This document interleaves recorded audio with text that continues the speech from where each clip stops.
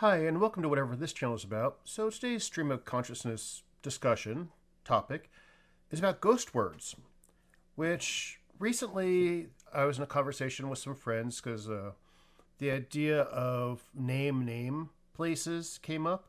Things like Sahara Desert or Avon River, which Sahara is desert in another language, Avon is river in another language. So it's actually desert, river, which gets into the whole conundrum of how do universal translators handle place names that are based off of features, and so just they got muddled. Now, someone of course brought up the example of the hill, the four hills, which is Torpenhow Hill. Of course, I had to interject because I've made a video about Torpenhow Hill. It's not actually a place. Even though it's an example of four hills in a row, it doesn't exist. Which then led me down a different rabbit hole of ghost words, i.e. words that are brought into the lexicon of language that never existed before and exist because someone made a mistake. In this case, yes, Torpenhow is a place that exists, and Torpenhow actually, between Old English and Celtic, does mean hill in a sense. It's more of like a ridge on a hill with a crag. Anyway, it's a place that exists. But the locals, the historians, they all say there is no actual landmark called Torpenhow Hill.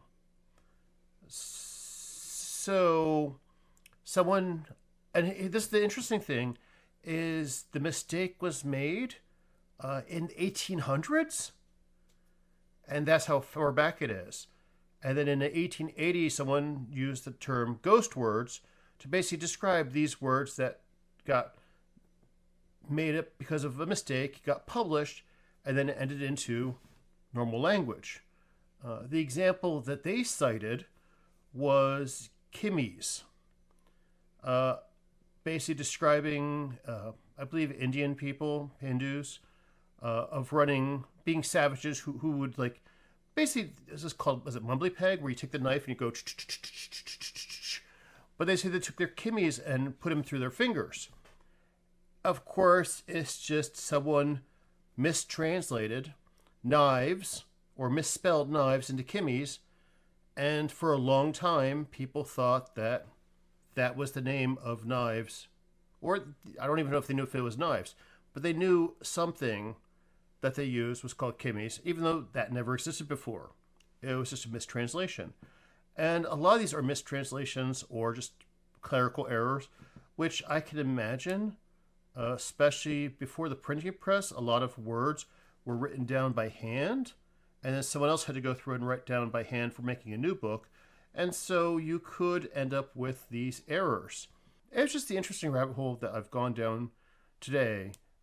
Linguistics is interesting, but the more interesting thing is, again, this is something from over 140 years ago, and it's still something that people make the mistake today and talk about today. So it's quite interesting. Now with the age of the internet, a lot of false information going out there, a lot of mistakes being made. How much of that will, in 100-some years, people not realize, Kaveffi. Maybe that would be a big thing in 100 years. People thinking it's, who knows what they'll think it is. Anyway, those were my thoughts for today. My ramblings. What are your comments? Let me know.